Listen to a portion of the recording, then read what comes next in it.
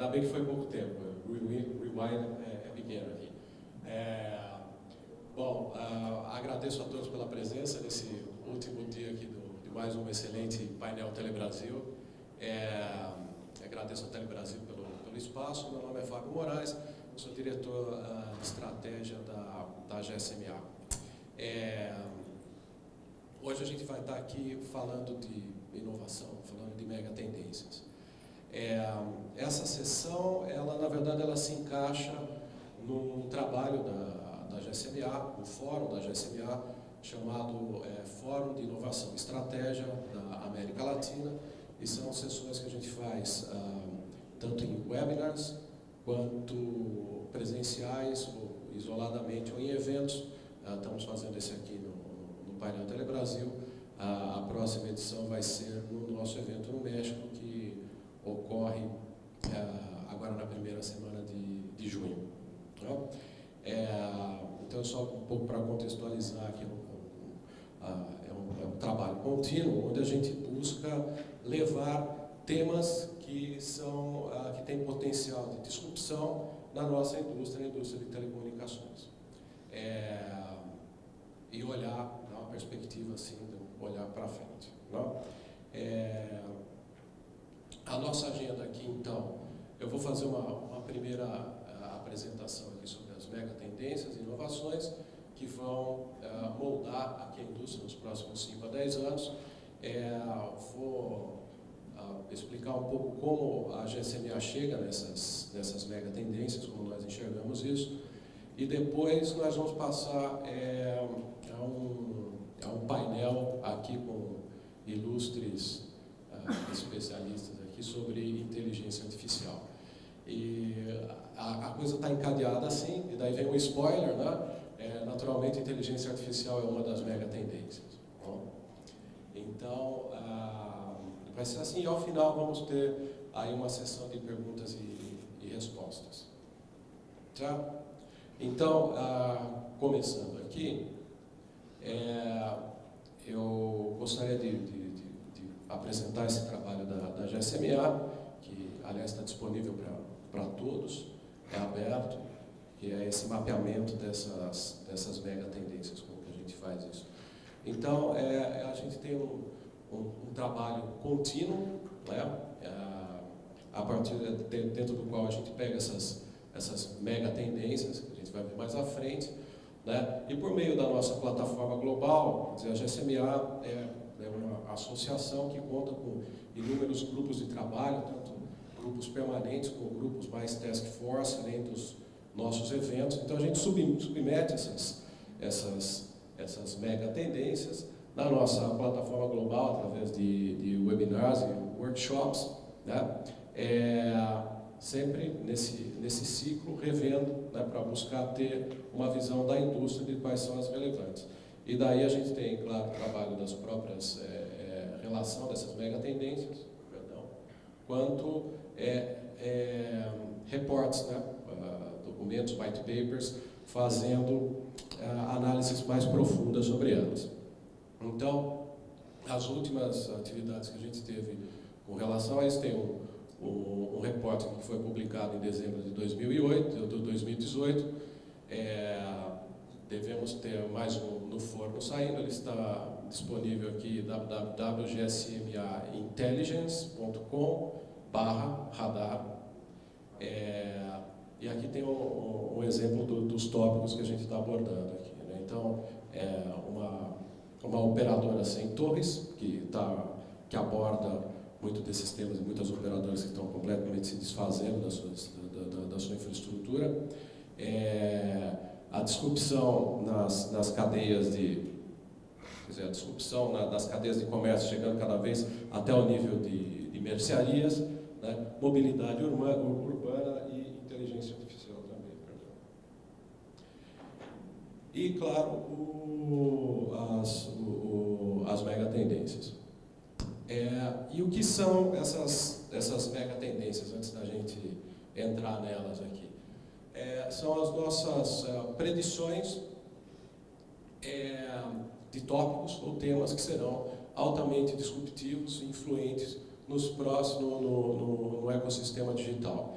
E como a gente chega a elas, a gente faz um funil bastante grande de vários tópicos e temas, né?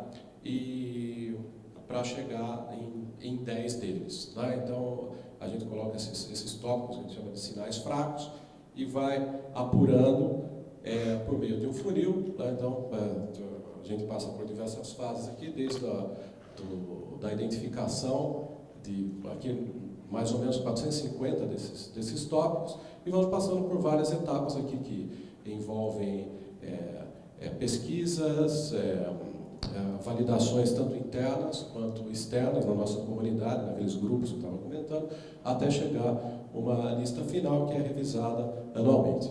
Tá? Então, vamos a elas. Essa é a lista final das mega tendências, como a gente vê em 2019. Então, são 10 mega tendências agrupadas em 3 sessões aqui. Né? Então, a primeira diz respeito às redes do futuro e à computação de próxima geração. E aí tem basicamente 4 itens: a computação de próxima geração, as redes do futuro, né? As tecnologias tipo blockchain, e o futuro da segurança e guerra cibernética.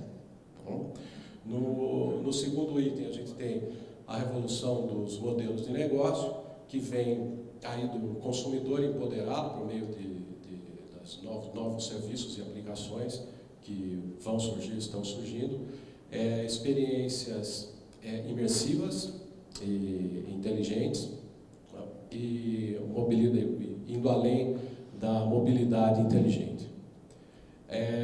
Por último, temos aqui a inteligência artificial, a automatização das empresas e da sociedade. Né? Então, aqui, para dar um pouco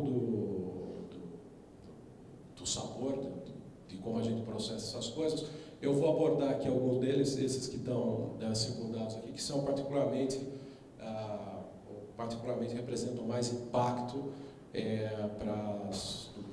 do nosso ponto de vista para as operadoras. Tá? Então, iniciando aqui pela computação em redes de próxima geração. Voltando um pouco, cada uma dessas tem vários subitens, né?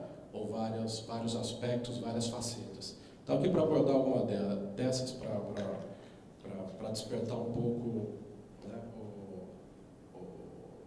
o questionamento que a gente quer despertar.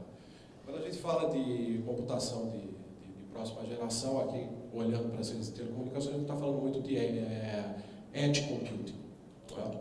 Então, a computação, o processamento na borda das redes, ele é um requisito, inclusive, das redes 5G. Né? Imagina-se que para chegar aos requerimentos das redes 5G é necessário, para atingir, principalmente no que diz respeito à latência, que o processamento esteja mais próximo da borda da rede.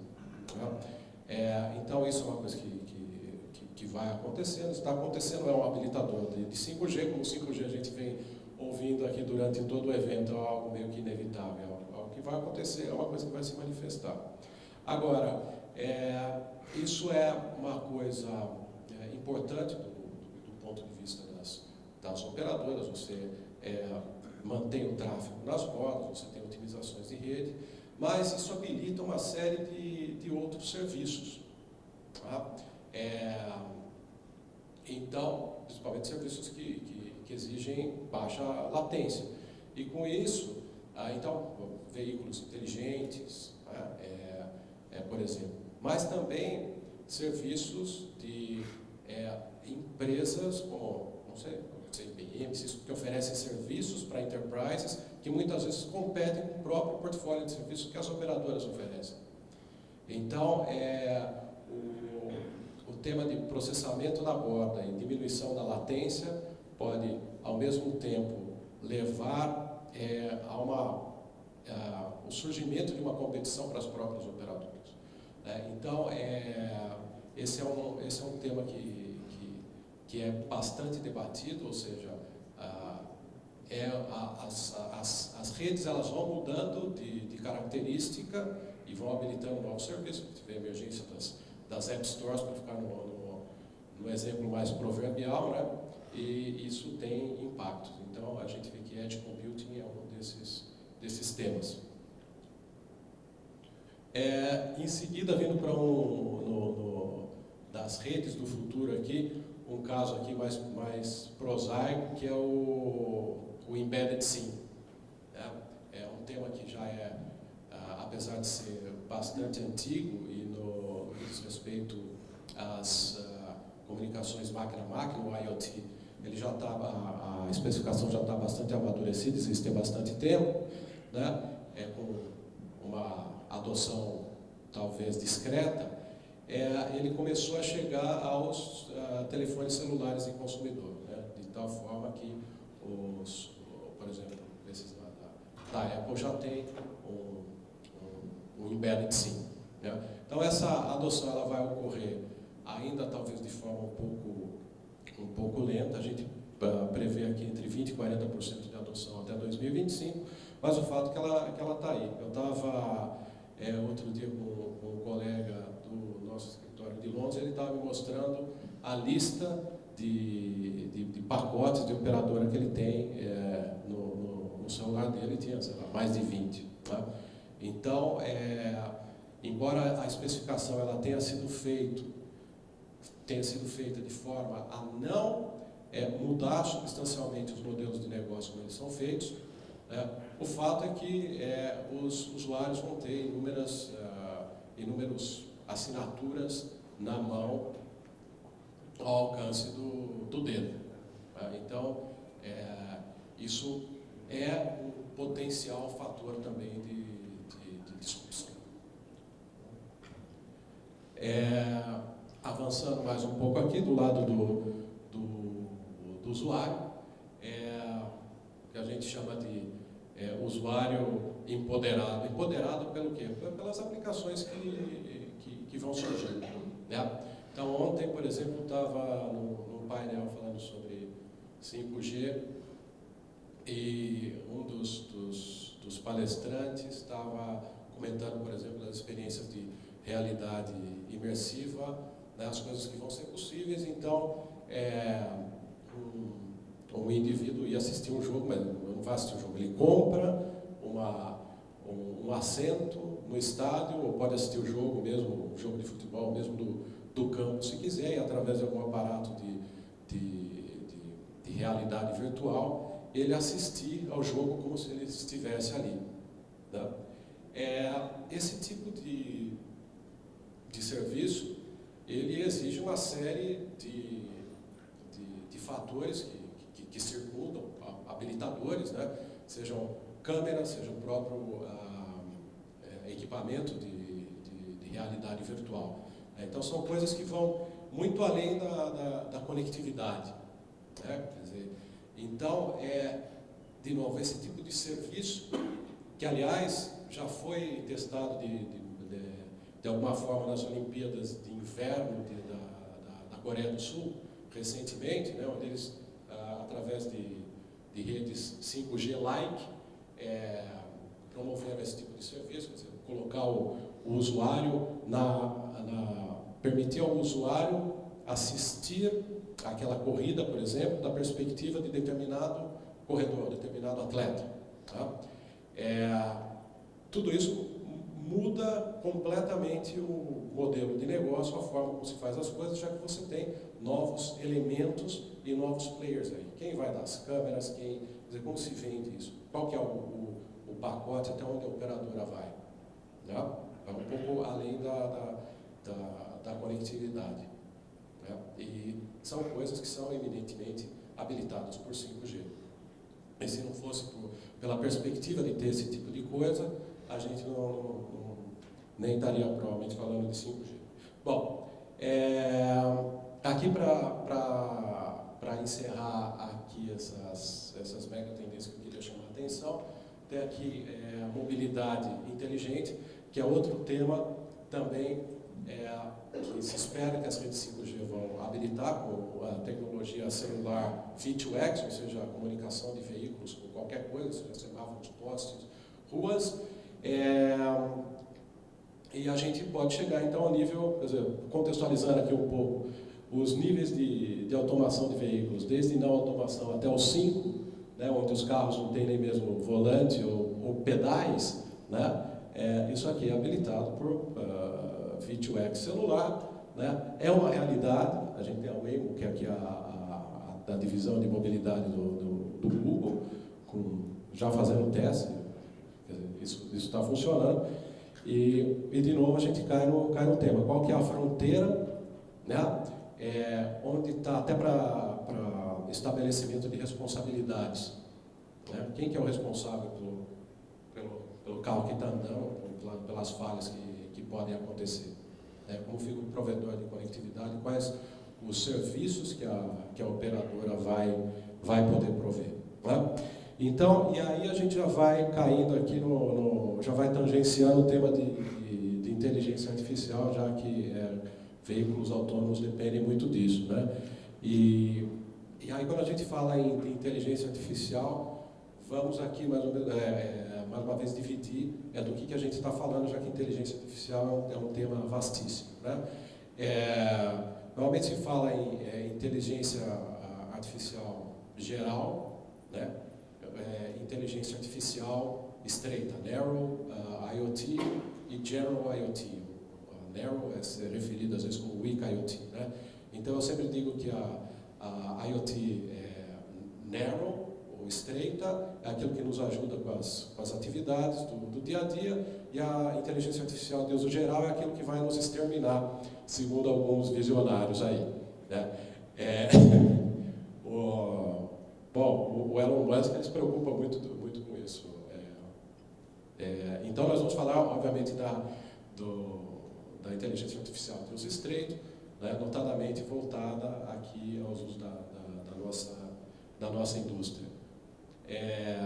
Achei, aliás, bastante interessante aqui essa pintura aqui de um cara aqui, o Bryn Jones, está no Kickstarter. Bom, então, a definição de inteligência artificial usada pela GSMA, né, é a habilidade de uma máquina, um computador, de emular tarefas humanas através de aprendizado e automação, né? Então, os algoritmos de rede inteligente eles tomam decisões como consequência e aplicação de técnicas avançadas de analytics, né? E aplicados em combinação com loops, né, feedbacks, para resolver problemas. Então, é uma combinação de inúmeras coisas, né, desde reconhecimento de fala, visão, né, processamento de linguagem natural, robótica, outras coisas, como, né, otimização e planejamento, e machine learning. Então, isso é a inteligência artificial de que a gente, como associação, como GSMA, se concentra. E aí, temos aqui voltando lá as megatendências, as megatendências associadas mais aqui ao nosso campo, que são a automatização das empresas, né, que é basicamente a digitalização das cadeias de logísticas, né, automação industrial, robótica, do lado de analytics, você determinar, usar a inteligência artificial para oferecer os melhores serviços possíveis para os seus usuários, interações através de chatbots, né? E uma área que é um terreno imenso a desbravar, que são as questões éticas relacionadas à inteligência artificial e confiança. Então, aqui a gente enxerga, no que diz respeito à operadora, mais especificamente, a gente enxerga 4 itens, que eu vou passar bastante rápido, porque isso vai ser desenvolvido em seguida, que é a operação das redes, né, novos produtos e serviços, experiência de usuário e inteligência artificial como serviço, ou seja, fornecer para capacidade de, digamos, processamento de AI. E, para terminar, eu deixo aqui os princípios-chave da GSMA. Esse é um trabalho novo, né? A União Europeia ela fez uma consulta muito recente sobre inteligência artificial. Isso é parte da nossa resposta, né? Então, aqui, os princípios que a gente vê aqui, o compliance, a concordância com princípios éticos, tá? Que qualquer desenvolvimento de inteligência artificial deveria ter embutido em si conceitos com respeito aos direitos humanos, né? E como não fazer o mal, fazer o bem, ser justo, operar transparentemente. É lógico que isso, aliás, é outro tópico para a conversa, até ontem a gente estava falando, por isso varia enormemente de cultura para cultura, né? Consistência com arcabouços legais existentes. Então, por exemplo, a gente nos últimos anos, tem saído leis de proteção de dados, né? Então não precisa reinventar a roda.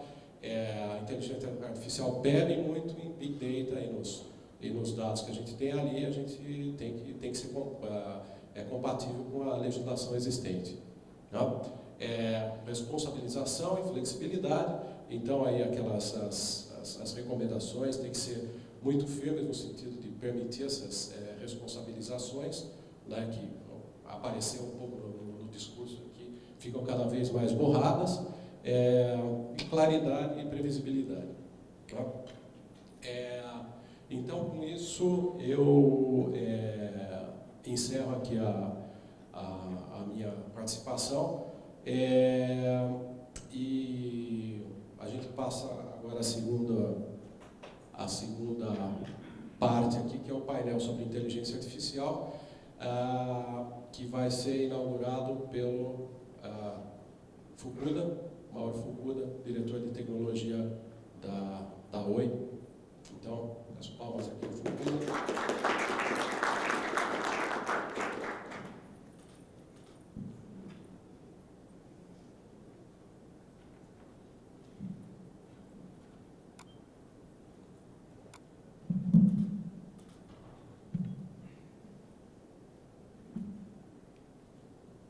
Bom dia a todos, agradeço aqui a oportunidade de estar aqui discorrendo sobre um assunto importante que efetivamente será transformador para as operadoras de telecom no futuro. No futuro a gente até acredita que a inteligência artificial vai mudar todo o contexto de rede, né? As redes vão ser totalmente autômatas, né? Ou seja, elas vão ter vida própria, vão trazer possibilidades enormes em termos de autoposicionamento, em termos de autoconfiguração de rede. A inteligência artificial vai trazer mecanismos importantes em vários segmentos de telecom, desde a começar pela experiência do usuário, em mecanismos de autoatendimento, chatbots, etc. Eu vou estar discorrendo isso nessa frente, mas ela encontra aplicações em diversos campos dos segmentos de telecom. Então, começa com a experiência do usuário e vai até os processos internos da operadora. Passando aqui para os aspectos de rede, na parte toda de gestão de equipamentos, a parte de automação, principalmente na parte de gestão de falhas. Nós vamos estar vendo aqui alguns exemplos, né? Totalmente automatizados, de forma inteligente. A possibilidade de ofertas de novos produtos, serviços e aplicações. Então, aqui tem um universo enorme aqui, de aplicações que a inteligência artificial vai estar suportando e auxiliando no desenvolvimento dessas novas aplicações, algumas delas extremamente importantes para as cidades, para as pessoas. Nós vamos estar também vendo mais para frente. Na parte de gerenciamento de serviço, principalmente na oferta dos serviços das operadoras, a gente até diz, né, as máquinas, né, vão estar substituindo os homens, né? A inteligência artificial ela permite gerar condições para que efetivamente as redes elas possam ser totalmente trabalhando de forma autônoma, né? A questão de fraude e segurança. Dentro do IA nós temos aí um segmento bastante importante, que é a parte toda de gestão de cybersecurity, tratamento de gerenciamento de informação. As ferramentas IA hoje permitem e identificar fraudes, estabelecer mecanismos para fazer controle dentro das redes de telecomunicações de forma bastante eficiente e independente de ação humana, né? Elas vão se auto-aprender. Nós vamos ver como é que o machine learning ele vem ajudando a fazer esse desenvolvimento, né? E dentro dos processos internos da operadora também aqui existem diversos campos de aplicação que vão desde o apoio, né, no desenvolvimento de ferramentas de auxílio de negócios, para processos internos legais, etc. Essas ferramentas também são usadas em outros campos, né, não só em telecom, mas também pode ser usado também na medicina, para aplicações. Até muita gente diz que o IA, né, vai substituir, né, grande parte dos advogados, dos médicos, etc. Né, tudo aquilo que efetivamente pode ser aprendido, né, e automatizado. A ferramenta de inteligência artificial ela vai permitir, né, o desenvolvimento então dessas novas competências e capacidades.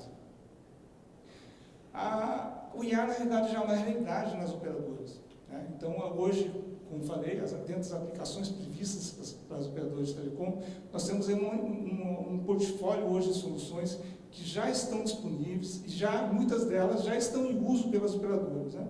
Como, por exemplo, aqui nós temos toda a parte de predição de falhas. Existem hoje já ferramentas de predição de falhas que coletam informações de diagnósticos da rede e a própria ferramenta ela sabe que está acontecendo um problema na rede e se antecipa e já sinaliza a operadora de que você pode ter um problema aqui de transmissão, de gargalo, de estrangulamento, de aumento de latência com os seus clientes. Ele sinaliza isso através de um processo que ele vai aprendendo, né, aquelas condições, né, subiu lá o tráfego da rede no link, né, está chegando um nível perigoso, o próprio sistema se autodiagnostica, né, através dos processos de self-healing e faz o tratamento disso. E pode daí com isso também de acionar mecanismos também de correção e de autoprovisionamento de rotas, etc. Né? Então, existe mecanismo hoje de predição de falhas em alguns sistemas das operadoras que permitem fazer esse tipo de abordagem. Outro aspecto importante é a parte de segurança cibernética. Né? As máquinas, as aplicações de inteligência artificial hoje permitem identificar métodos avançados, né, sofisticados de fraude e principalmente de ataques. Então, através do monitoramento constante dos tráfegos que estão sendo, a forma como está sendo feito determinados tipos de acesso à rede, permite identificar, então, que se trata de uma abordagem fraudulenta ou de uma tentativa de ataque na rede. Esses mecanismos hoje já existem ferramentas que utilizam técnicas de inteligência artificial para fazer esse tipo de identificação fundamental para a parte da segurança cibernética. Dentro da otimização de recursos operacionais, existem algumas ferramentas utilizadas principalmente para a parte de gestão de energia. Hoje, todo o hardware, várias partes, principalmente nos ambientes de TI, os ambientes que são usados em ambientes de TI, as ferramentas utilizam um ambiente virtualizado. Hoje, existem técnicas de inteligência artificial que permitem identificar quando uma máquina, por exemplo, em determinados horários do dia, que há uma baixa ocupação de determinadas máquinas virtuais, o sistema automaticamente ele aciona outros mecanismos internos para autoprovisionar em outras máquinas virtuais e com isso passar de um hardware para o outro, desativando hardwares que não estão sendo utilizados. Então, ele trabalha isso de forma extremamente inteligente. O próprio sistema identifica isso e faz esse autocontrole. Isso daqui permite, por exemplo, a economia de energia, principalmente para data centers digital. O Google utiliza muito isso, porque você sabe que data center consome enorme quantidade de energia, e as ferramentas são hoje importantes e fundamentais, principalmente porque a virtualização dos data centers serão realidades, né, estão sendo realidades já nas operadoras, e o baixo de consumo de energia é fundamental. Aspectos referentes à inteligência artificial, como comentei na parte de gestão de redes, a parte de automação e de gestão de operação, principalmente a automação de rede. Na parte de atendimento, eu acho que aqui existe um grande...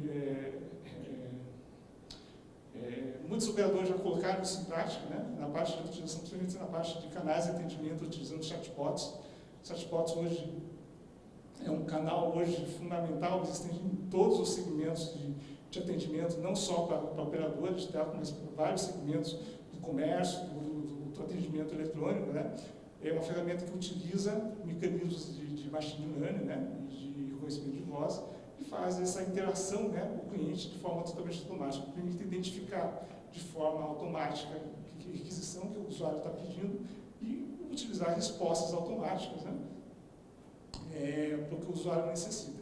Essa ferramenta é fundamental na questão do atendimento, e vem apoiando, vamos dizer assim, essas ferramentas. Elas vêm melhorando ao longo do tempo, você deve ter visto que os sistemas de atendimento automático estão cada vez mais aprimorados, né, e conseguem resolver grande parte dos problemas no primeiro atendimento, usando chatbots. Né. Dentro do e-commerce, nós vamos ver para frente que aqui está um grande potencial para a geração de novas receitas. Através dos mecanismos IA permitem identificar perfil de consumo, perfil de dados, utilização, e o uso dessas informações de forma inteligente permite gerar novas oportunidades de negócio. Por exemplo, você fazer um marketing direcionado, né, através do seu perfil de consumo. Quando você entra no site de compra, automaticamente o site reconhece o teu perfil de consumo e te apresenta os produtos do seu interesse de acordo com o teu perfil de uso. Os sistemas hoje de IA permitem fazer isso. Da mesma forma, quando você faz na questão por exemplo, sistemas de navegação de televisão, né, de vídeo, por exemplo, os sistemas que permitem você fazer predição do que você mais gosta de assistir em termos de conteúdo de vídeo, etc. Então, esse tipo na parte de e-commerce também, a inteligência artificial vem encontrando aí campos importantes para a geração de novas receitas nos negócios. Né? A parte da automação de rede, isso aqui eu já comentei já, e a gente vai também ver mais à frente como é que a inteligência artificial vem suportando, né, as operadoras na parte da automação e na parte de inteligência de negócio, através da análise de diagnósticos de informações financeiras, por exemplo, isso permite avaliar de forma preditiva, né, como é que está o teu negócio, o que precisa se melhorar em termos de tendência, etc. Bom, quando nós falamos em machine learning, que é uma das disciplinas de inteligência artificial, que na verdade você entra no contexto de a máquina poder aprender as coisas por si mesma, né, e gerar ações, né, com base no aprendizado dela. Então é uma disciplina, vamos dizer assim, mais específica do que nós chamamos de inteligência artificial, né.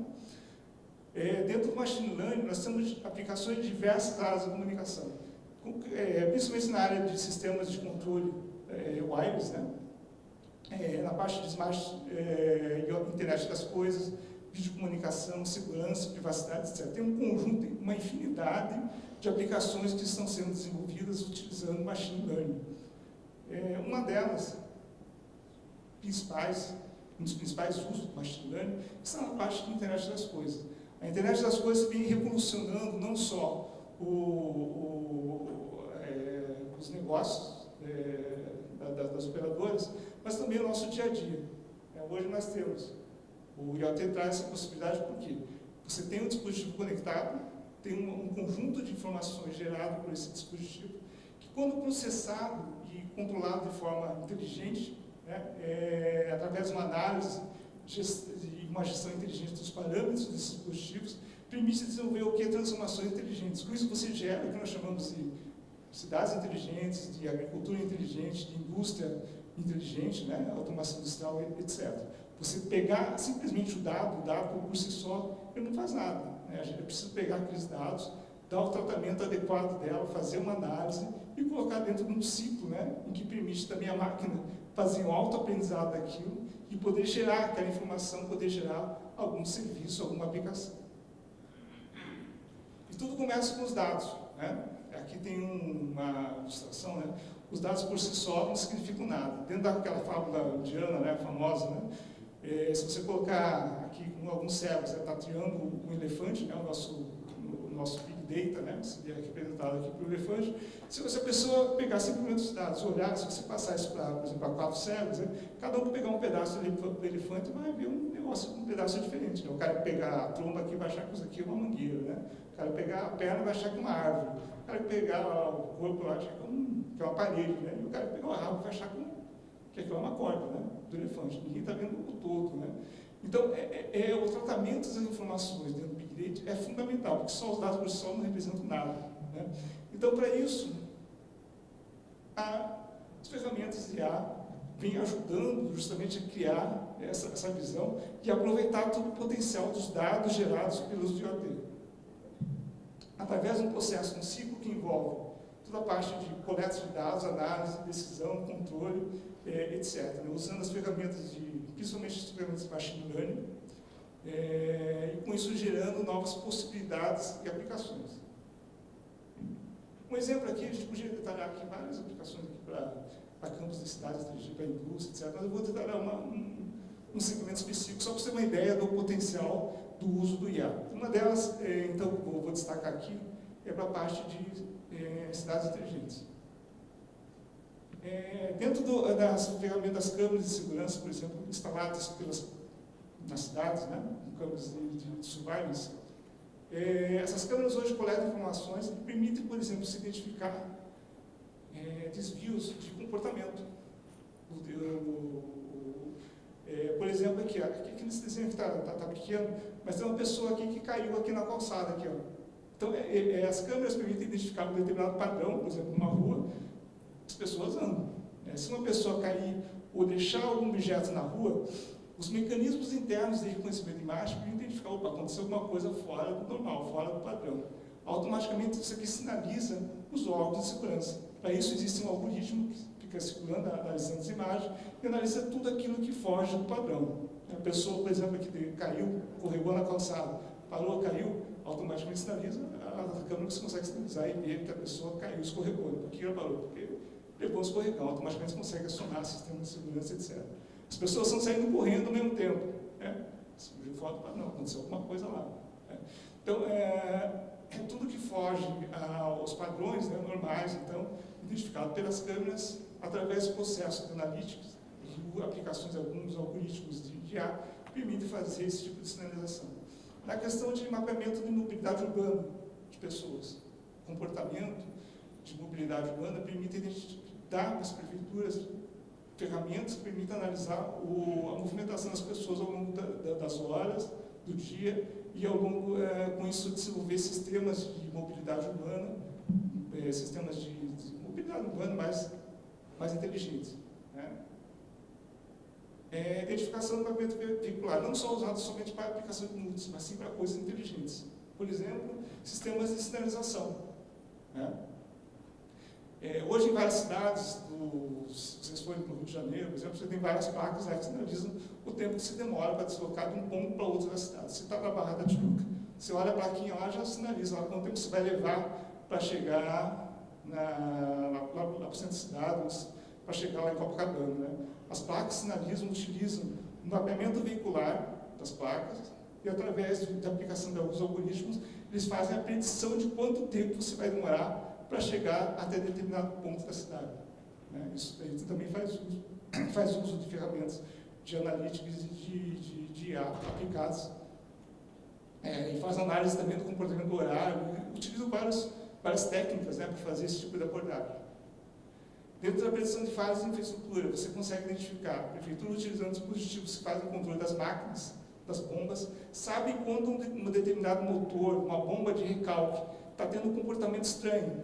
Então, ele faz uma análise e faz uma predição de que aquela bomba, por exemplo, que está tirando água, por exemplo, do subterrâneo, né, que vai poder alagar o viaduto, em locais críticos, permite identificar de forma preditiva onde poderá haver problema. Se uma máquina, quando ela não estraga de uma hora para outra, né, muitas máquinas costumam dar sinais, né, que está falhando alguma coisa.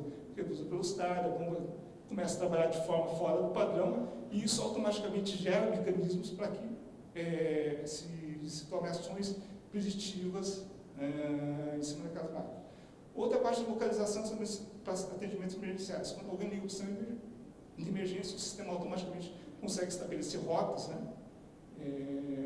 para que para que se faça o atendimento mais rápido e chegue ao local, um ponto de atendimento de forma mais rápida, isso de forma também mais inteligente. A parte de transporte público, em tempo real, e para identificação de quanto tempo vai demorar para chegar um ônibus no ponto de ônibus, etc. e a parte de contingenciamento em situações críticas. Por exemplo, aconteceu que nem no Rio recentemente, né, caiu um viaduto lá, né, acompanhado, né, caiu automaticamente uma situação de emergência, o próprio sistema identifica rotas alternativas e já vai nas parques de sinalização e vai avisando o pessoal para essa rota de forma totalmente automática, né, vai fazendo esse tipo de gestão de forma automática. Então, as ferramentas de IA, utilizando a internet das coisas e utilizando ferramentas, algoritmos de machine learning, de IA, elas podem efetivamente gerar soluções bastante inteligentes. Essas transformações, que eu estou falando das cidades, do campo e em vários outros segmentos, são possíveis graças a essas ferramentas. Um outro ponto bastante interessante é a questão do digital.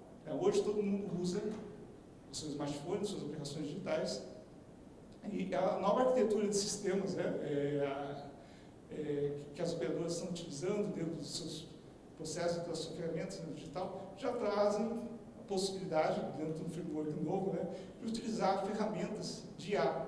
Eles têm que ser totalmente autômatos e têm que utilizar ferramentas de IA para poder gerar, justamente, a gente poder aproveitar o potencial da inteligência artificial no uso das ferramentas digitais.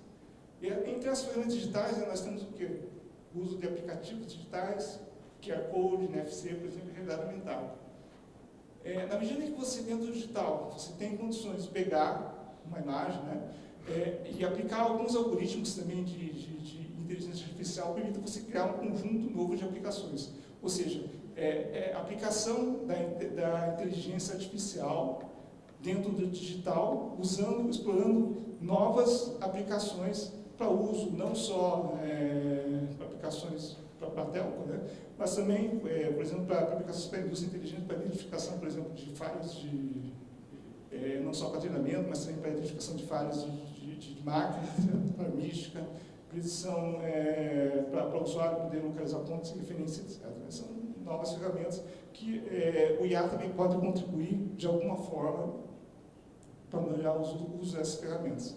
E dentro do ambiente de telco, a parte de gerenciamento de rede é um dos principais, vamos dizer assim, elementos, né, que vão ser beneficiados com o uso da inteligência artificial.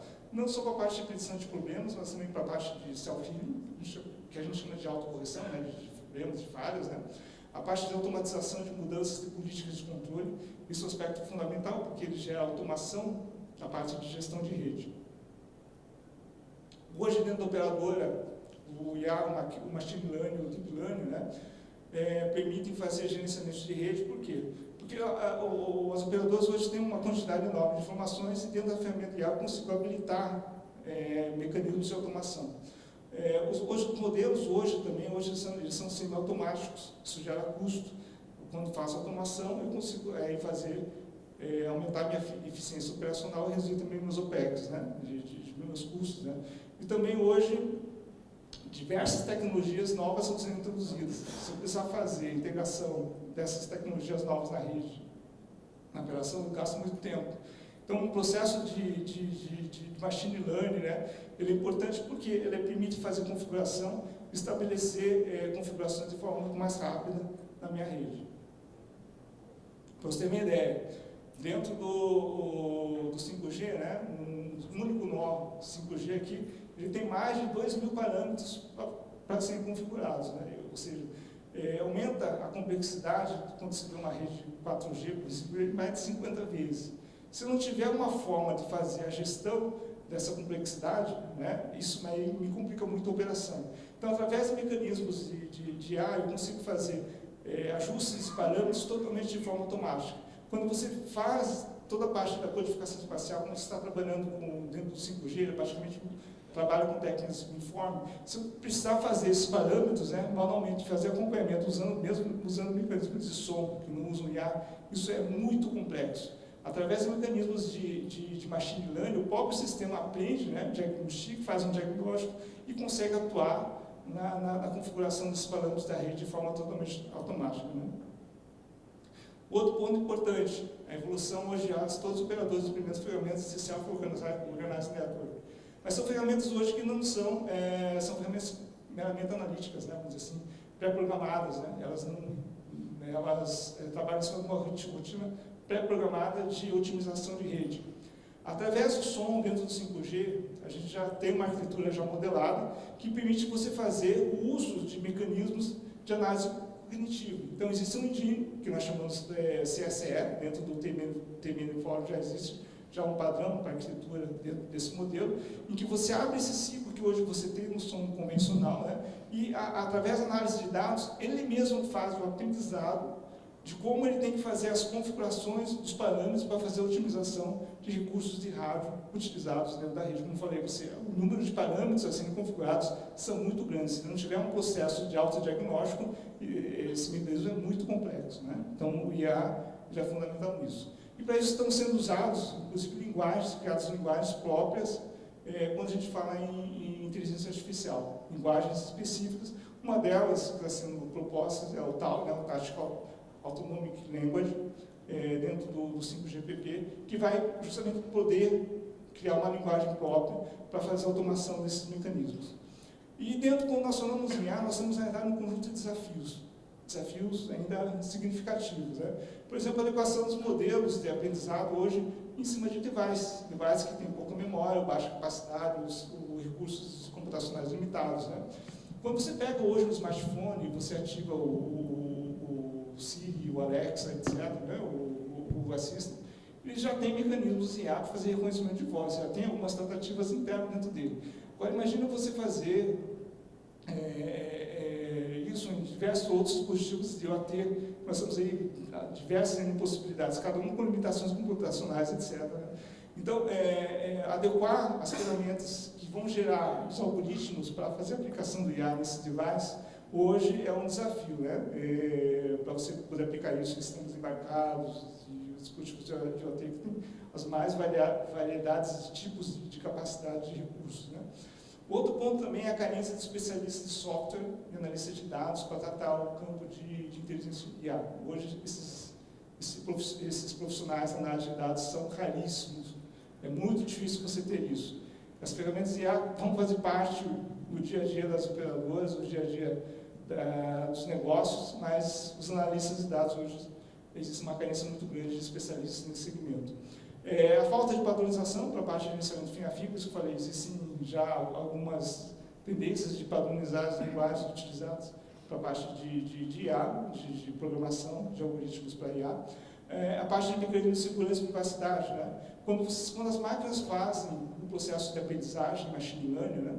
Ela precisa coletar os dados. Mas quando esse processo de captura de dados, elas têm a forma de como você vai garantir a privacidade dos dados, o uso, antes e depois do processo de aprendizagem dessas informações. Esse também é um eixo, né, que é uma preocupação bastante grande de como isso pode ser feito de forma segura, de forma a garantir a privacidade das informações. E, por fim, a responsabilidade legal, ética, moral e financeira, né, quando as máquinas tomam as decisões, né, ou seja, elas tomam as decisões e de quem é a responsabilidade efetiva, como já foi dito, né, a questão ética do IA. Ok, minha gente? Então, com isso aí eu termino a apresentação, agradeço aí a participação de todos. Então, obrigado. Obrigado. Muito bom, obrigado, Facundo. Gostaria de chamar agora o Otávio Cacheta, que é diretor do Departamento de Ecossistemas Inovadores do MCTIC. Obrigado, bom dia. Otávio, fica à vontade. 10, 15 minutos, né? Dá uma corrida aí. O tempo é seu. Ótimo. Tá bom, obrigado. Bom, bom dia a todos.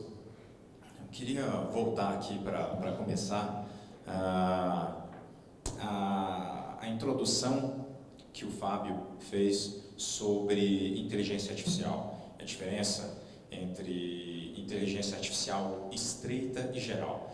Eu acho que isso é muito interessante porque eu gosto assim de parar e pensar sobre o futuro e tem muita gente inteligente dizendo que a gente tem que se preocupar, né, que o mundo vai acabar, Exterminador do Futuro, a Matrix, ok, talvez a gente esteja nela, mas o Exterminador do Futuro pode ser uma possibilidade inclusive dentro da Matrix.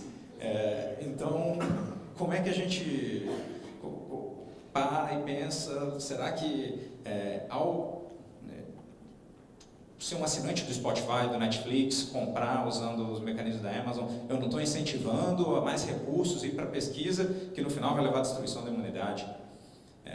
Me parece que não, tá? E aí é por isso que eu gosto de revisar a diferença de IA estreita com geral. Quando a gente fala da inteligência artificial estreita, a gente está falando quase sempre de deep learning, tá? Na verdade, machine learning, a gente está falando de uma máquina de reconhecimento de padrões. A gente pode até não ver que é isso que está acontecendo, porque está disfarçado debaixo de muitas camadas, mas é reconhecimento de padrões. Isso é uma tecnologia, a tecnologia principal chama redes neurais, é uma tecnologia que foi criada nos anos 50. E tinha um gráficozinho ótimo, agora há pouco, na apresentação do Fukuda, com umas bolinhas aqui, umas linhas complicadas, umas bolinhas lá. O que é isso? Rede neural é uma tecnologia onde você tem uns chamados, os neurônios, né? É um número de entradas, vamos dizer que é uma tecnologia de camadas, então a gente entra com, sei lá, 5 parâmetros, tem outras camadas, e aí vai ter uma rede de saída, né? 5, 10 também para neurônios, e a partir das entradas você vai fazer todo o processamento e chegar a uma conclusão que tende a ser um voto da maioria lá dos neurônios da saída.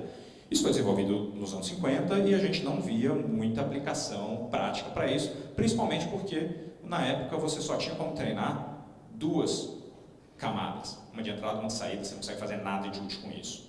Aí em 86 desenvolveram uma técnica chamada backpropagation.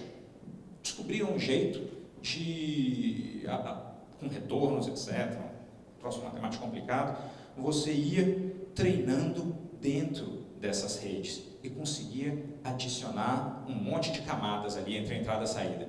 E o que isso levou? Não levou a nada, porque você ainda também não conseguia fazer isso era uma teoria. 30 anos se passaram e a gente chegou num mundo de Big Data. Então você tem dados suficientes para treinar. Chegou no mundo de tecnologia computacional. Descobriram que o tal do GPU, a placa de vídeo, é muito boa não só para rodar joguinho de computador, mas também para processamento de deep learning. E juntando isso tudo, nasceu aí um mercado, que é o mercado que a gente está. Com todo esse desenvolvimento e 69 anos aí de progresso, a gente não vê um caminho em que a máquina saiba que o que ela está fazendo é selecionando música. Para ela está fazendo conta. Ela podia estar selecionando música, selecionando rota no Waze, te sugerindo filme, ela não tem a menor ciência disso. Então, para a gente pensar desse salto da IA estreita para IA geral, a gente está pensando, na verdade, de saltos em tecnologias completamente distintas. E essa tecnologia, ela pode vir a nascer, e aí seria uma singularidade desse ponto em seguida, mas pode ser que nunca apareça. Como eu gosto de falar de futuro, mas essa conversa do IA geral já vira meio mesa de bar, eu acho que vale a pena falar um pouquinho das aplicações de IA estreita que a gente vê hoje, né? Eu vou falar de alguns casos só para ilustrar pontos que acho que acabam se colocando presentes na discussão que a sociedade, que o governo tem que ter hoje em dia, tá? Então, um caso, acho que talvez o caso mais famoso e um dos primeiros que chamou a atenção quando a gente fala de inteligência artificial foi o caso da Target. A Target começou a utilizar isso para as vendas, não sei se todo mundo aqui já conhece a história, mas ela acabou começando a enviar para uma menina adolescente recomendações de compras de enxoval de bebê. O pai ficou furioso, foi atrás do gerente da loja, falou: como assim, vocês estão incentivando a minha filha adolescente, né? Não foi para casa, foi no nome dela, incentivando ela a se engravidar. O gerente não sabia de nada, não tinha a menor ideia que tinha um sistema de inteligência artificial mandando correspondência pela empresa, mas isso evoluiu, o pai descobriu da gravidez, acabou ficando um pouco chateado que a Target descobriu antes dele, né? A menina também ficou um pouco chateada, isso evoluiu para uma situação litigiosa, e acho que a gente teve a nossa primeira lição aí, que é qual é o papel que o cuidado com os nossos dados pessoais tem que tomar num mundo em que as empresas do outro lado, né, enfim, quem usa, não só empresas, o governo também, quem usa o inteligência artificial sabe muito mais sobre nós do que nós achamos que sabe. Tá? Uma outra coisa que aconteceu foi também muito famosa, é o Cambridge Analytica. Muito parecido, a gente tinha aí uma empresa, uma rede social, que alcançava boa parte da população da Terra, e estudos que mostravam que com alguns poucos likes, alguns comentários, você conseguia ter um perfil muito bom de quem era aquela pessoa, o que importa para ela, o que ela gosta, o que ela não gosta, e com isso, em algumas campanhas, Brexit, a eleição do Trump principalmente, você tinha mensagens extremamente focadas, tá? Então, eu podia fazer uma mensagem para o Fukuda e uma para o Fábio completamente distintas, e cada um deles só ia ver aquilo. Elas podiam, inclusive, ser antagônicas, eu podia dizer o oposto de um para o outro. O que essa nova tecnologia quer dizer, então, para a nossa democracia? Eu acho que é um segundo ponto. E como a gente pode lidar eticamente com isso? Um terceiro case que eu acho interessante é que nos Estados Unidos tem um dos trabalhos repetitivos, né? E AI é muito melhor do que o ser humano para fazer trabalhos repetitivos, era analisar processos burocráticos legais de pedidos de condicional. E adotaram um software, então, para fazer essa análise de pedidos de condicional. Claro que o juiz aqui ia decidir, mas quando a gente vê um software, a gente tende a olhar uma entidade imparcial, uma entidade com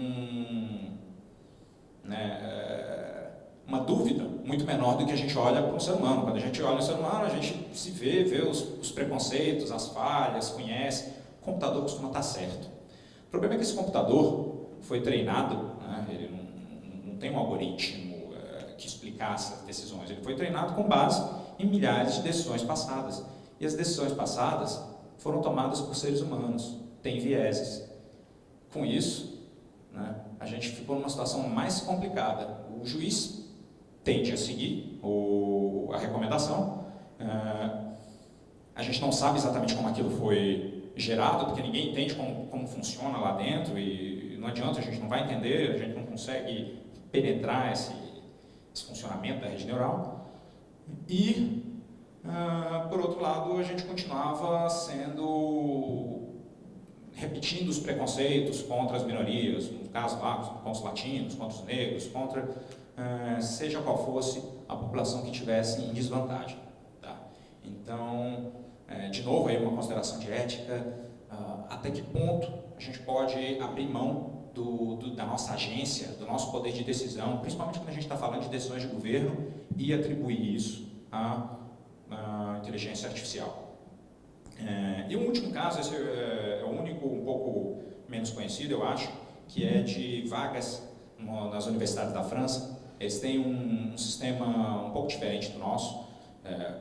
Eles também têm uma prova nacional, mas você, enquanto um aluno na França, não escolhe para qual universidade você vai. Acaba definido um tanto com base em fatores como o seu desempenho acadêmico, pregresso, o resultado dessa prova, onde você mora.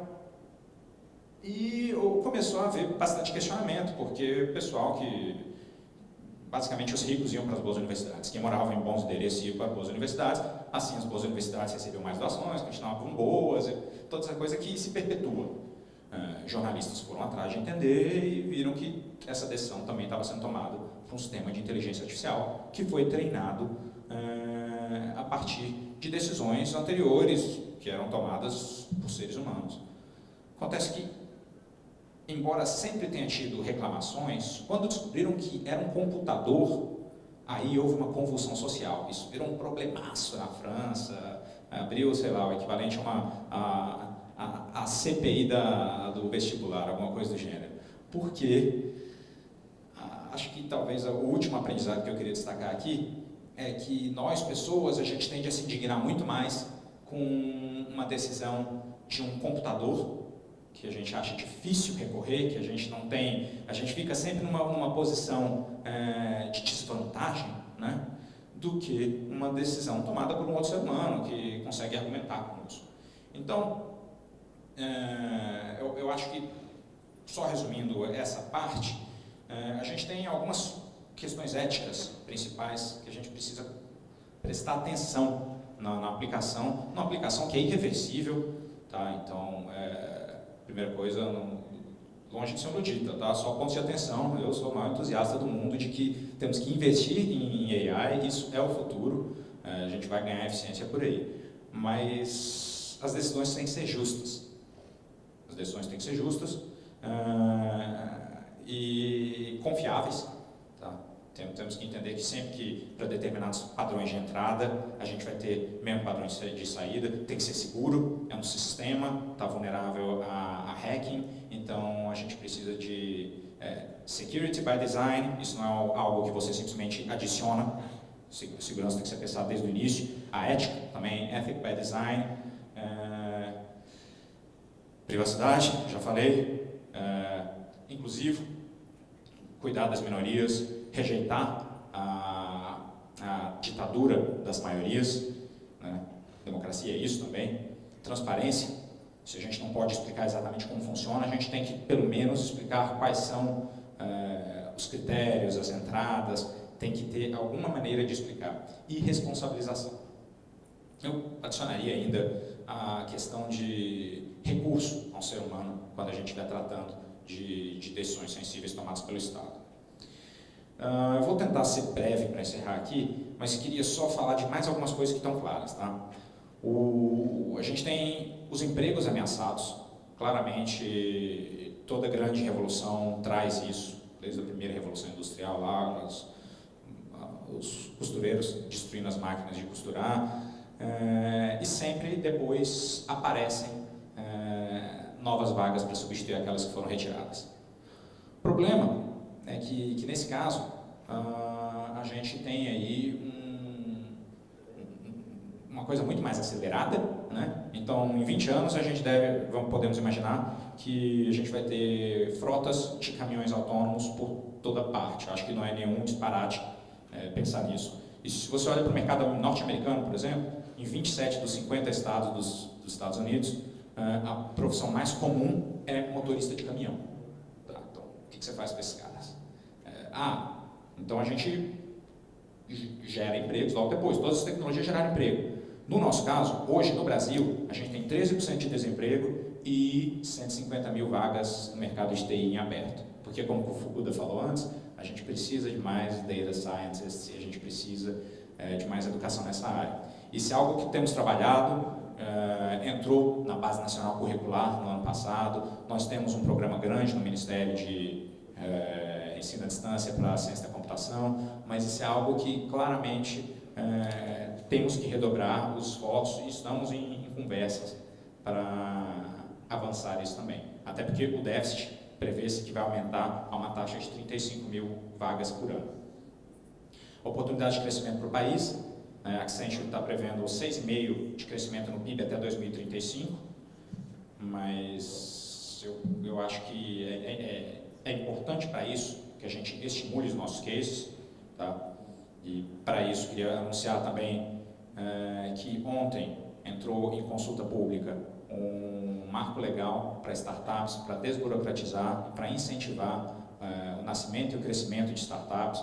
Acho que os dois assuntos conversam muito. Esse marco legal foi capitaneado pela economia, pelo Ministério da Economia e por nós, em paralelo, Ministério de Ciência e Tecnologia, e contou com mais de 70 organizações contribuindo. Está disponível em www.startup.gov.br. Por fim, acho que é importante falar também do que a gente está fazendo no governo. Tá? O governo está hoje se digitalizando, estamos na 44º lugar mundial em oferta de serviços digitais. temos cerca de 3.000 serviços ao todo, e desses apenas coisa de 1.000 são digitais. 2.000 deles, o cidadão tem que ir lá, tem que pegar uma senha, sentar, esperar, falar com o atendente. A gente começou muito tarde, mas está correndo muito bem. O secretário Luiz Felipe, da Secretaria de Governo Digital, ele vai entregar mais 1.000 serviços plenamente digitalizados até o final do ano que vem. E a gente aproveita isso para colocar a inteligência artificial também dentro do governo. Porque na hora que a gente já está digitalizando, já digitalizamos, eliminando custos, aumentando a eficiência. O caso de atendimento dos chatbots, a gente tem um case, foi do estado de São Paulo, PitGov, a Nama, que é uma pequena startup que fez no primeiro ano 3,5 milhões de agendamentos. Ou seja, aumentou a eficiência isso do poupa-tempo, desculpa, faltou dizer. O poupa-tempo, igual na hora aqui de Brasília, em um ano desse chatbot rodando, ele fez 3 milhões e meio de atendimentos e aprendeu coisas muito interessantes, como responder, fica com Deus, quando as pessoas dizem, obrigado meu filho, Deus te abençoe, no final de cada atendimento. Então esse é um dos desafios também da inteligência artificial. Podia falar outras coisas, está na estratégia digital, mas como o tempo aqui já está bem curto, eu só queria falar que em abril o Ministério da Ciência e Tecnologia lançou aí uma chamada pública de um PRODOC da Unesco, é um instrumento para contratar um especialista. E esse especialista deve ser contratado aí até o final desse mês, agora de junho. Ele vai nos auxiliar no período de um ano a elaborar uma estratégia brasileira para o desenvolvimento da inteligência artificial. Bom, é isso. Obrigado.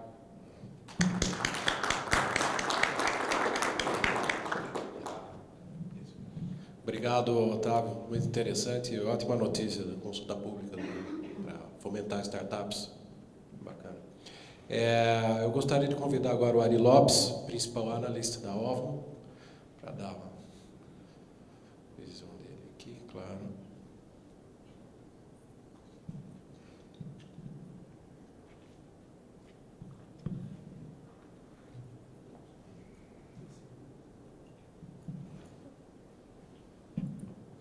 Bom dia a todos.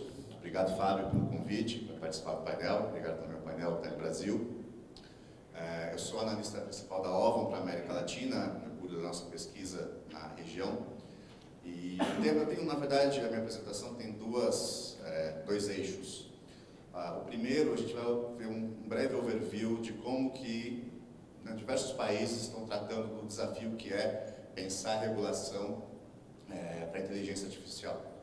A segunda parte, como todo analista de mercado não consegue deixar de mostrar números, um pouco do nosso forecast, olhando a inteligência artificial como um mercado, como um produto, um forecast que uma empresa irmã da OVO, uma Trática, faz parte do mesmo grupo Informa, produziu sobre o mercado de AI. E uma pitada um pouco também sobre a preocupação que é sobre privacidade de dados, proteção de dados. Acho que você pode perceber que um pouco desses temas foi tratado nas apresentações anteriores, então aquilo que for repetitivo eu passo rapidamente. Então, bem rapidamente, brevemente comentando, nossas vidas, tanto digital e não digital, física, elas estão entrelaçadas cada vez mais. As nossas informações estão, nós compartilhamos nossa informação com uma série de empresas, temos benefícios com isso, porque uma quantidade suficiente de pessoas compartilha com o Waze, com o Google Maps a sua localização em tempo real, eu consigo ter um serviço que me ajuda a traçar rotas. Isso é um exemplo, mas dados financeiros, de saúde, de família, meus dados de comportamento, estão todos ali cada vez mais disponíveis e sendo utilizados por empresas que me prestam serviços em retorno. Mas isso também traz riscos, traz problemas, e alguns desses riscos e dessas oportunidades acabam sendo potencializadas pela inteligência artificial. E aqui são alguns dos desafios que governos, órgãos reguladores precisam enfrentar quando tratam do tema de inteligência artificial. Há um consenso, praticamente, de que é uma indústria, uma tecnologia, um conjunto de tecnologias que é disruptivo, que está apenas começando e tem muita coisa ainda a ser explorada. Então, existe um desafio de como você promove a pesquisa, como você posiciona o seu país frente a essa nova onda, essa nova mega tendência, né, pelas palavras, pela pesquisa da GSMA, né, sem, contudo, causar algum tipo de dano, algum tipo de problema para empresas e para a sociedade em geral, para as pessoas em geral. Então, aqui são apenas um apanhado dos principais, digamos, desafios regulatórios que nós resumimos aqui nesses temas. Os mais básicos, a gente já pôde ouvir algumas vezes, são temas de segurança e ética. Se esses sistemas autônomos vão começar a tomar decisões baseados em processamentos em dados que eles digerem e tomam decisões baseadas numa série de técnicas que a gente comentou aqui, a gente precisa garantir que não haja viés, que não haja discriminação, que pessoas, propriedades não sejam prejudicadas em função disso e que sejam legais. Além disso, privacidade de dados é um tema que até eu vou comentar um pouquinho mais sobre como a sociedade e as pessoas estão cada vez mais atentas a esse tema de privacidade de dados. Não existe inteligência artificial sem ser alimentados com grandes bases de informação. E as empresas que estão engajadas nisso e os governos também precisam estar atentos, não por menos por conta das leis de proteção de dados. Até existe um outro painel, né, tratando desse tema aqui, é extremamente pertinente. Controlabilidade. Então, se muitos desses sistemas hoje são assistidos, a tendência é que cada vez mais os próximos sistemas sejam totalmente autônomos. Então, é preciso garantir meios, maneiras de se controlar esse tipo de ambiente. Transparência e accountability, né, já foi falado aqui sobre o caso de Cambridge Analytica. A gente percebe que quando informações, dados pessoais são utilizados de maneira obscura, você acaba tendo uma série de implicações extremamente negativas, né, para toda a sociedade. Segurança, obviamente, cada vez mais é importante ter, e aqui eu menciono segurança digital, tanto do próprio sistema em si, como das bases de dados que alimentam ele. Então, existem ameaças, né, que você pode influenciar na base de informação que está alimentando determinados sistemas para influenciar na decisão final. Então, isso precisa ser analisado.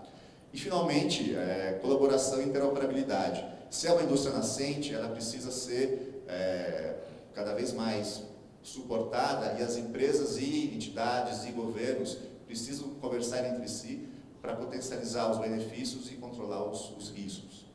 Então, eu diria que esses são os principais elementos aí, os principais desafios regulatórios que se avizinham. Falando um pouco de privacidade de dados e como que a população e as pessoas estão cada vez mais preocupadas com isso, nós temos uma pesquisa chamada Consumer Insights, Digital Consumer Insights, que nós fazemos todo ano. Uma das últimas pesquisas, nós incluímos uma pergunta sobre privacidade de dados. O que as pessoas estão mais preocupadas em relação à privacidade de dados? Se vocês verem aqui as principais respostas, a primeira é sobre fraude, né, a utilização fraudulenta das suas informações, mas o uso de dados sem meu consentimento, de alguma maneira, está aqui entre os top 5 em 3 outras opções. Então, as pessoas estão atentas a isso, estão preocupadas com esse tipo de uso da sua informação. É interessante a gente incluir esse tipo de pergunta muito recentemente nessa pesquisa, mas pesquisas mais antigas que nós fazíamos alguns anos atrás, 4, 5 anos atrás, que incluíam países emergentes como o Brasil também, a gente percebia que pelas respostas, né, de maneira indireta, mas uma das nossas diferenças, os resultados, era que o consumidor brasileiro, de países emergentes em geral, não estava muito familiarizado, muito preocupado com o uso dos seus dados de maneira online. Isso já não existe mais. A pesquisa, quando a gente quebra por países, o Brasil também, os consumidores brasileiros também se mostraram muito preocupados com esse tipo de mau uso da sua informação. E é interessante notar também que já se começa a ter uma tendência de pessoas que mudam o seu comportamento de uso de determinados serviços por função de preocupação com privacidade de dados. Isso também é uma coisa relativamente nova que nós vimos. Se por um lado, boa parte das pessoas aqui, o índice menor aqui de não utilização de dados é de 51%, pergunta é sobre se você deixou de usar ou mudou o comportamento de uso por conta de preocupação de uso de dados. A maioria disse que não. Mas a gente olhando aqui para o outro lado, a gente percebe que tem uma população aqui cada vez, né, mais disposta a mudar e até parar, né, de utilizar um determinado serviço por problemas ou por complicações ou por preocupações com privacidade de dados. Então isso é digamos, um aviso que transparência é importante, né, o uso responsável desses dados são importantes, e o uso de inteligência artificial vai potencializar oportunidades e também riscos, e você pode acabar tendo um problema muito sério com o seu cliente. Se você olhar aqui, por exemplo, redes sociais, não é por outro motivo, né, que a gente comentou aqui de Cambridge Analytica e outros problemas com fake news, que acabaram tendo aí já um comportamento, uma resposta mais negativa das pessoas, pelo menos nessa nossa pesquisa. Pois bem, falando de regulação do mundo, aqui é um breve apanhado de um dos nossos relatórios sobre regulação e inteligência artificial. Como que cada um desses países, no caso de associação, né, como a União Europeia, como que eles vêm tratando esse tema. É interessante notar, se vocês olharem aqui as datas, a data mais antiga que está aqui em termos de ações tomadas, né, por esses governos é de 2017 do Japão, quando colocou aí os seus guidelines, as suas diretrizes para pesquisa em AI, inteligência artificial. Os demais são muito recentes, né, de 2018 para cá, 2019, abril de 2019 no caso do Reino Unido, todos tem dois eixos, né? Um é definir algumas diretrizes, como aqueles desafios que a gente colocou ali anteriormente, sobre segurança de dados, proteção de dados, ética, segurança, etc. Em outro também, agregando recursos, trazendo o governo, no caso dos Estados Unidos e no caso do Reino Unido, trazendo essas entidades ou órgãos da administração, no caso dos Estados Unidos, da administração federal, para poder focalizar recursos na pesquisa de AI. Então, você tem dois movimentos, diretrizes mínimas para essa pesquisa e fomento à pesquisa de IA. Não por outro motivo que tem uma grande movimentação no mundo ao redor disso. Seguindo aqui, isso na verdade, até perdoe pela crueza do slide, mas hoje pela manhã eu vi que a OCDE aprovou ontem as suas diretrizes de inteligência artificial. Como praticamente toda a decisão da OCDE é apenas uma recomendação para os países membros, eu estava até comentando rapidamente com o Otávio antes da palestra aqui, ele comentou que o Brasil também se alinhou aqui com essas diretrizes, o Brasil também participou dessa discussão. Então você percebe que muitas das diretrizes aqui, praticamente todas, são muito aderentes ao que a gente vem conversando antes. E é extremamente recente, né? Isso daqui foi aprovado ontem pela OCDE. Além disso, ela recomendou também ao governo algumas coisas interessantes. Então, facilitar investimento público e privado na pesquisa e desenvolvimento em inteligência artificial. Você vê que não é apenas restringir, mas há uma preocupação de não bloquear o caminho da inovação aqui dentro. Melhorar o acesso a sistemas a infraestrutura de sistemas de inteligência artificial, criar uma política, né, aberta para sistemas confiáveis de inteligência artificial. Então você percebe que existe uma preocupação muito premente e muito recente também de diversas entidades, organismos internacionais e países em relação à IA. Ainda estamos realmente na infância disso. Seguindo aqui, como eu comentei anteriormente, trazer um pouco de números, a Trática é uma empresa irmã da OVO, né? A Informa adquiriu a Trática no ano passado, uma empresa de pesquisa que olha tecnologias inovadoras, né? Trabalha com inteligência artificial, robótica e outras áreas. Então trago aqui uma pesquisa dele sobre o mercado de software para inteligência artificial, qual o tamanho desse mercado. A estimativa é que para 2025 chegue a 106 bilhões de dólares. Se você olhar aqui as verticais, vertical número 1, telecomunicações. A gente teve aqui o Fukuda falando de vários casos que já são implementados hoje na nossa indústria, e com o advento de 5G, isso realmente vai aumentar exponencialmente esse tipo de utilização. Se hoje muito dos usos que nós vemos e muitas das receitas, né, atreladas à IA são atreladas a assistentes virtuais, digitais, isso vai se espalhar cada vez mais para cada vez mais verticais. E o Fukuda fez um trabalho excelente mostrando outros usos de caso que eu não preciso me adentrar. Mas basta dizer que o mercado realmente aí, né, de 106 bilhões potencial, um crescimento absurdo, não é por outro motivo que existem tantos atores aí no mundo investindo nessa área. Seguindo aqui com usos de caso, passar rapidamente, porque basicamente é uma pesquisa que nós fizemos, assim como nós temos a Consumer Insights, nós temos a Enterprise Insights, e nós perguntamos sobre usos de inteligência artificial em telecom para operadoras, né? E a gente percebe aqui que os usos que estão aqui relacionados são muito aderentes com o que o Fukuda comentou, né? Ainda bem, quer dizer que a pesquisa está bastante aderente. Basicamente, dois tipos de caso, né? Redução de custos, otimização de processos, e também de novas fontes de receita, como a recomendação de ofertas, por exemplo. Pois bem, como mensagem final, acho que é importante comentar que reguladores no mundo estão realmente olhando isso. É algo bastante recente, então muitos deles estão ocupando o approach, né, a abordagem de pensar uma regulação ex post e definir diretrizes.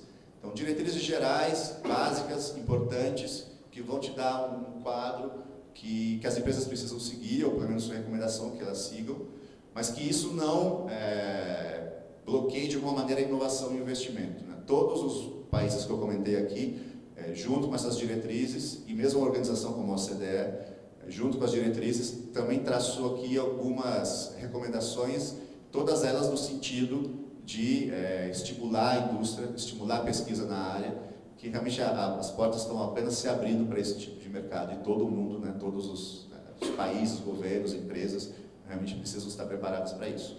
Com isso, eu encerro a minha apresentação. Muito obrigado.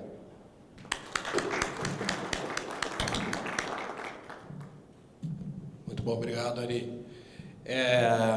A gente acabou passando um pouco do tempo, mas acho que foi benéfico, porque todas as apresentações os três estavam muito boas. Mas mesmo assim eu gostaria de abrir espaço para alguma pergunta, caso alguém queira fazer algum comentário. Temos aqui.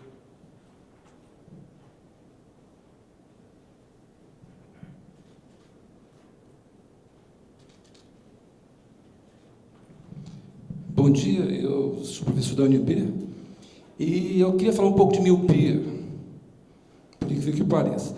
O que é que está acontecendo? A gente trabalha no governo, trabalha em empresa privada, depois vai dar aula, né? Formar recurso humano. Que miopia? E eu vi uma pesquisa mundial que compara quantas pessoas serão necessárias na área de TI, TICs, em 5 anos, e quantos serão formados, é a metade. E toda vez que eu vou em seminário, eu vejo essa mesma conversa de precisa incentivar recurso humano. Aí você vai lá na universidade, é outra realidade. A área de engenharia, de TI, tem muito incentivo. Você não consegue um aluno do 2º semestre para fazer um trabalho porque ele já tem não sei quantos empregos. Aí você entra na área de ciência humana. Eu trabalho agora em comunicação, ciência da informação. É excelentes profissionais que não têm chance porque tem a taxa ciências humanas. Então, há um erro muito grande. O que é que eu estou fazendo? Eu maqueio a minha pesquisa dizendo que é de computação e levo para a ciência humana. Isso tem que acabar. Isso não faz sentido, porque o pessoal de ciências humanas são tão bons quanto os outros, mas não tem chance, porque ciências humanas. Eu fiz uma pesquisa no Paraná, aí precisava de 10 estudantes de computação. Não achei um, porque todos queriam ganhar R$1.000. Minha bolsa é de 400. Aí fui na área de inglês, tradução, porque vocês têm que entender que todo mundo que nasceu recentemente tem uma boa base de computação. E fica todo mundo, vamos incentivar computação. Não precisa tanta coisa, as outras áreas sim precisam. O que é que eu fiz? Peguei os estudantes de química que não tinham bolsa em lugar nenhum, dei um treinamento curto, né, de 60 horas, passando a trabalhar na pesquisa. Então, há uma miopia que eu só fui ver vivendo dentro da universidade. porque eu dou aula na computação e na comunicação. Então há que mudar isso, parar com essa bobagem de achar que só pessoal de exata sabe ter inteligência artificial. Eu estou trabalhando agora com chatbot com os alunos de ciência humana. E que bobagem essa que a gente tem. E eu só enxerguei isso depois que entrei na universidade. Então você chega na comunicação, eles não têm uma bolsa. Você chega na computação, tem um monte de bolsa para o área de trabalho. Vamos ser mais humanos. Era isso. Eu gostaria que vocês comentassem ou discordassem de mim de vez. Até prefiro. Eu, na verdade, concordo. Acho que é muito pertinente o que você está comentando. E essa discussão, essa dicotomia, né, de exatas e humanas é um pouco até bizarra, de algumas maneiras. Me parece, da maneira como que essa discussão se, né, brotou aqui no Brasil, eu não vejo em outros lugares. Eu posso dar um testemunho pessoal. Eu trabalhei no Google, né, alguns anos atrás. E tinha linguistas, né, tinha gente, biólogos, tinha gente de outras áreas, trabalhando dentro do Google, fazendo as atividades. Por quê? Porque, por exemplo, o Google tinha um sistema, creio que ainda tem, né, de aprovação dos anúncios da empresa. Existe uma série de políticas. Você não pode publicar pornografia, você não pode colocar que o seu anúncio você é o melhor, tem o melhor remédio do mundo para dor de cabeça, né? Você tem que qualificar o seu anúncio, tem que ser relevante.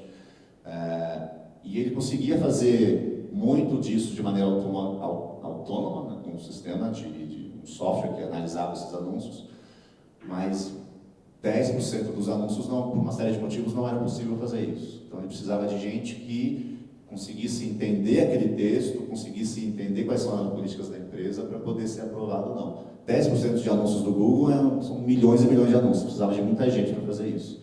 E precisava de gente também para treinar o software, para poder entender o que está acontecendo. Então, um exemplo, eu trouxe esse exemplo porque é uma empresa extremamente tecnológica na fronteira, né?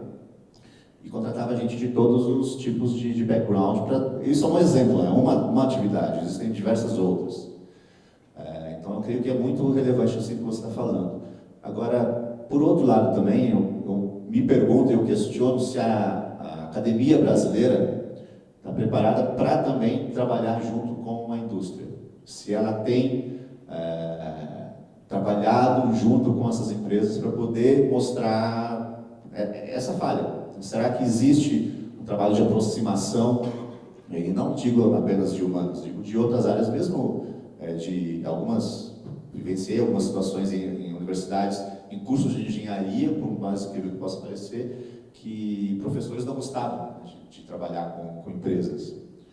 E eu acho isso, é uma pergunta, eu me questiono se a nossa academia, no geral, não estou apontando o dedo especificamente para uma categoria, né, de cursos, em geral eu sinto que existe uma resistência para trabalhar junto com a iniciativa privada.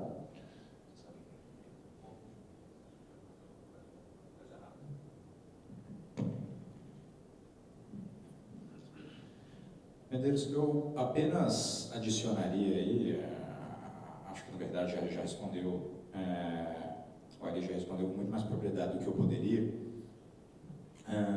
mas é que, primeiro, se o seu relato for verdade, isso me tranquiliza, se isso for representativo, eu quero dizer, não que o seu caso específico seja verdade, mas se isso for representativo da realidade, isso me tranquiliza quanto à preocupação que eu coloquei ali, de como é que a gente vai tomar proveito das possibilidades das vagas de trabalho que vão ser criadas nos empregos do futuro. Então, aparentemente, a gente já teria jovens com uma boa formação que estariam com capacidade para isso. Dito isso, eu entendo que os incentivos, eles têm que ser, de fato, para essa área. E que o problema não está nos incentivos, o problema está nessa divisão bizarra, como foi colocado, entre humanas e exatas. Esse muro intransponível que não faz com que uma área se comunique com a outra. Se a gente está procurando avançar na inteligência artificial, não faz sentido que a gente coloque incentivo na comunicação. O incentivo está aqui. A gente só precisa fazer com que tudo isso se conecte. E aí sim, inovação só vai acontecer quando houver diversidade, quando houver conexão, não apenas entre ali os engenheiros, mas pessoas pessoas de formações diversas, de backgrounds diversos, de identidades distintas. Seria só isso. Obrigado, Otávio. Responder? Ok. Mais uma pergunta? Não. Então, o tempo deu, né? Tá. Então, eu vou agradecer a todos aqui, aos participantes. Nós estamos aí na área do café para falar mais a respeito também. Eu agradeço mais uma vez o Telebrasil. E é isso aí. Obrigado.